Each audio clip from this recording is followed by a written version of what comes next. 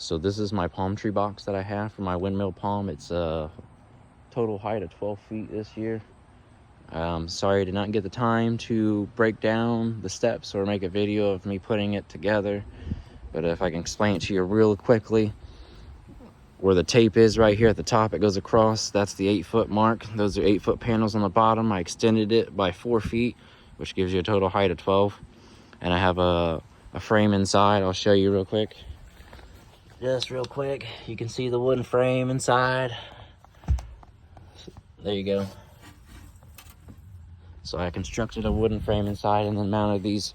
They're 2-inch thick styrofoam boards, insulation boards, to the outside. What I did, since it's 12 foot, I had to actually pull the box down and assemble the top part, all the sides, and then the very top I assembled on the ground, and then I stood it up and finished it with the 8-foot boards around. But this hole here is insulation, not insulation, it's a ventilation, which helps vent on nice sunny warm days like today.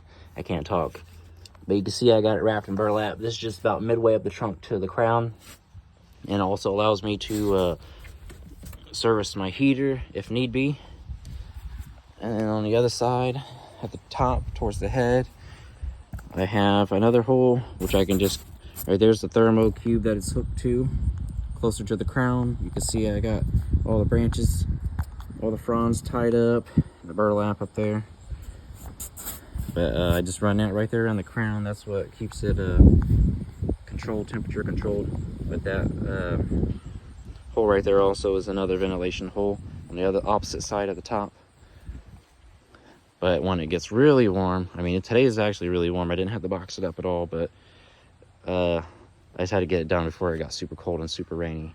I don't like working when it's wet and cold. It makes the yard really messy. And then the dirt around the bottom, I actually added just topsoil. Did have a smidge of a gap this year at the bottom, so I did add some soil to pack it in down there just to keep all the air from getting in at the bottom. And threw a tarp there on the top just to help with the rain when it comes down, so it doesn't fully go up inside the box. Would not be good. Not for the palm, but got the heater running inside there, so it wouldn't be a great thing to have water trickling down inside there on top of the electric. But strap it down from each side. We do get a lot of winds, high winds, probably 60+ mile-an-hour winds in the winter. Get a lot of rain. Not as much snow as we used to get, but that's my box, how I built it, just to give you an idea of what it looks like. That is all for now, guys. Keep you updated. I always check on this box probably every other day during the winter. Depends how cold we're getting. If it's above freezing, you know, a little bit, I don't really worry about it. But once it starts dipping below freezing, I come out here and check to service the heater and stuff. I keep an extra heater and thermal cube on hand just to be safe. That way I can quickly swap them out and get it back to the desired temperature of what it would like to stay dormant for the winter. I know a lot of people asked me in the past, does it survive being in the dark like that for how long? Well, I boxed it up in October and don't unbox it till May. So I mean, that's a long time, but it does stay in a complete dark. There's no lights in there whatsoever.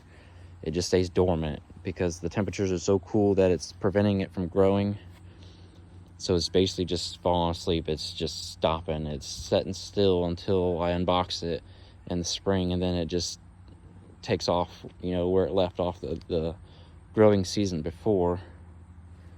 So it's pretty cool, but it's a lot of work. But who else has a 9-foot palm tree in their backyard? Right here in Sydney, Ohio. Not too many people I know. It's a lot of work, but it's also really rewarding. I got all the banana trees cut down already.